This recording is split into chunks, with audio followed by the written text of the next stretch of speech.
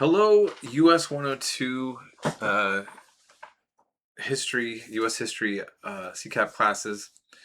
Again, I want to apologize for being a little bit behind and not having the Zoom office hours the way I needed. I definitely have struggled to heal up from what I got hit with, and I have been having a lot going on. And I understand that you all have a lot going on.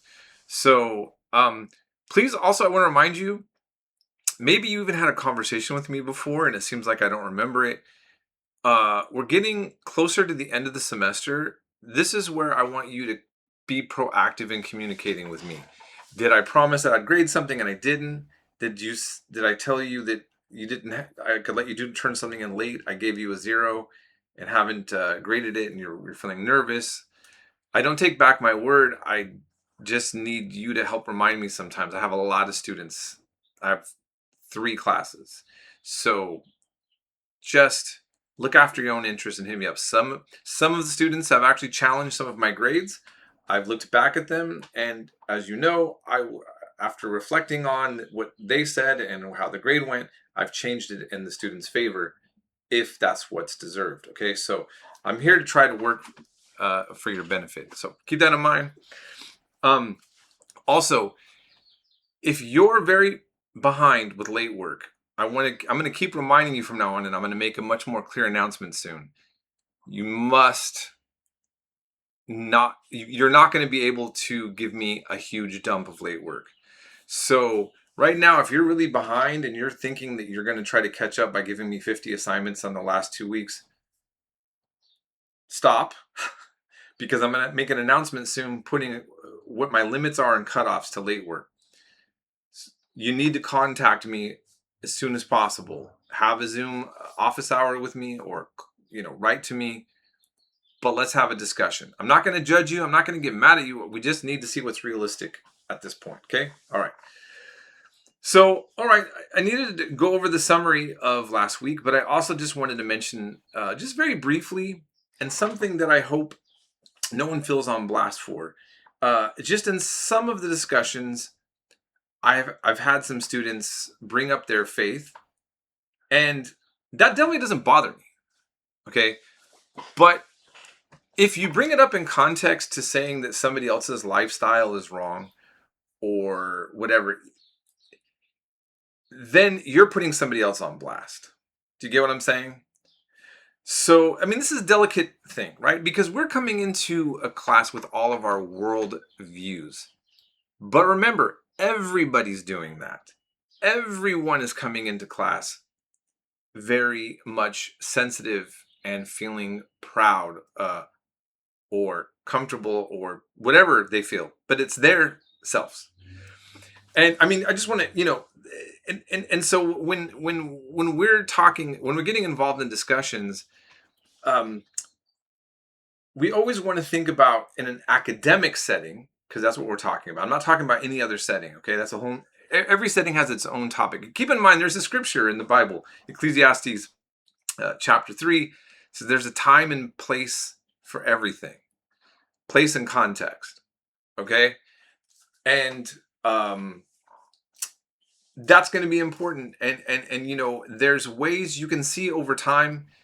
I don't have time to go over it now, but there's a way to be academic and to say something that isn't compromising your faith. And what I mean is this: I think a lot of you sometimes feel like, oh, I want to comment on something, but then it's going to look like I'm approving of something that I don't, and I feel weird about this.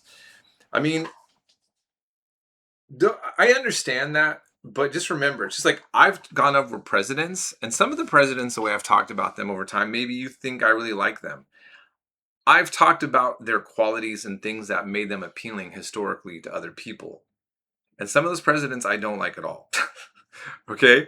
So the thing is that, yeah, so just keep those things in mind. It's like we're trying to have an honest discussion, and bringing up who we are is not like necessarily the problem, but just you got to be careful about that. And again, not putting you on blast.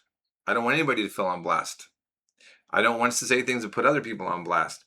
And I get sometimes, like, it's a tricky thing trying to navigate our personal world views and working in a world that's full of different people. But keep in mind, you're going to go to college, you're going to keep having this happen. You might become a manager or a boss, and you're going to have a diverse group of people in your work field. And the trick is always how to be mindful about what you're saying about that diversity, and making an environment that is going to be good for your academic setting or for your work setting, so on and so forth. You feel me on that? Okay, enough on that. All right, so looking at the Vietnam War, there's so many more things that I would have liked to cover. I mean, you could really do a whole course on the Vietnam War, and in college there are entire courses on the Vietnam War. It's also very sensitive because it's one of the more recent ones, and especially in my age group, you certainly know many family members, or a dad, a grandpa, somebody fought in that war. And it was a controversial war. It's a controversial war for a main reason. It's just as controversial as the war the U.S. had going into Iraq. Not the first one, Gulf War, but Operation Iraqi Freedom under Bush Jr., and even the current one now. Why? Because they're countries that didn't attack us. And so normally we're taught that if you attack a country that didn't attack you, you're the aggressor. Now, the US government and the policymakers made arguments as to why they felt that this was justifiable. So in the case of Vietnam, aside from the topic of the Gulf of Tonkin, I'm not going to go into right now, but the bottom line is that there was an argument. It was called domino theory.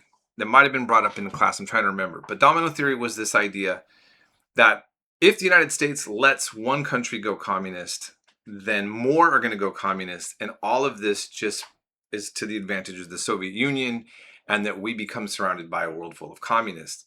That's the theory. Keep in mind, Vietnam's a tiny country in Southeast Asia. I've been in Southeast Asia. I only was at the airport at Vietnam, but I spent a lot of time in in Thailand and Cambodia, okay, and some time in the Philippines. And no Southeast Asian country is going to be a military threat to the United States at any given point at all, okay? And keep in mind also that France was colonizing Vietnam, and the Vietnamese wanted to not be colonized by the French, and they fought them off, and the US gave money for the French to help reconquer the Vietnamese people. The Vietnamese people also fought against the Japanese, and they actually have fought the Chinese as well for their independence. They've been basically fighting for independence. And the only time that we cared is when they took an ideology that was against our foreign policy interests. So here's my whole point. It's a harder sell than World War II, where we know that there was these Axis powers that were going out and expanding aggressively. That we got hit by. Pearl Harbor really was what did the thing, right? Unifying the country behind it. That's something you can get behind. Then we learn about concentration camps and all these other things that happened. And so the mindset of the way that we viewed World War II is going to be different. But here's where it even gets more complicated. This is really the first televised war. And I don't even recommend it, but you can look, I don't even know if it's still on YouTube, but you can watch news footage of what Americans were seeing when they come home to watch news after work, or their families sitting around the TV, and you're watching a US soldier with a flamethrower burning down a hut. And this is not the way Americans wanted to see ourselves. You see, look, war is tough. War is violent. War is mean. And there's no way to not get civilians caught up in between a war, in any given war. This was happening absolutely in World War II. So what I'm trying to say and I'm trying to be sensitive also to the fact, okay, all right, war is going to be bad for the soldiers and it's going to be bad for the populations, no matter how just or unjust a war is. So even in the best war that we can get involved in terms of the moral rightness on our side, you're going to have to do things that, if you are watching it, is going to be make a lot of people uneasy. Do you see what I'm saying? It's a very serious topic. And I think having the TV then come into play, it was a game changer. And on top of the fact that it was attacking a very small Southeast Asian country under the concept that they shouldn't have a right to go communist, right? And that we supported collaborators that we know, like our support, we had some Vietnamese working with us, but I mean, how do we feel if a foreign country invades us and then some of us work with the foreign country, right? That was part of what was making it tough on the Vietnam War vets. It's also why a lot of Vietnam soldiers were defecting. Not all, but it was a very complicated time. It was a kind of existential crisis in American identity. I think this war hit very different for everybody, and everybody had to feel the effects of that. It wasn't something to be celebrated for a lot of people, and it was, and that kind of leads to the issues that we were seeing about why there was no big parades and all that, you know. And there's a lot of soldiers that felt like the United States should never let that get in the state again. So keep in mind, you get into the Gulf War, and I remember I was in high school. The U.S. government had embedded reporters that were vetted that would show the U.S. military in a kind of more successful way. They'd show some bombs blowing up. You didn't see dead Iraqis and you didn't see dead soldiers. They controlled the narrative, and from their perspective and from the way, well, I'd say it worked in terms of the American public were more comfortable with this war under that conditions. Now, people on Al Jazeera, the Arab world, were watching live footage of the war, and people blown up is a little different, you see, but we weren't watching that. Now, nowadays things are more complicated with cell phones, and that's a whole nother topic. Okay, so the war with the current war that happened on Gaza in particular, everybody was watching it from cell phone footage coming out of Gaza, but not so much in mainstream media, and that's where that's a whole other topic too. But you see, so these are the kind of things to think about in context to how we got to this complexity of the topic of the Vietnam War itself, and so just keep that in mind. Um, and so and then we covered all these different social movements and groups: Black Panthers, American Indian Movement, Chicano movement, Stonewall. So yeah, keep in mind that there is a historical context to everything, and I appreciate what you all are doing, regardless of what your views are on about the wars, whether you support the wars, against war, about gay rights, blah blah blah, all this kind of stuff.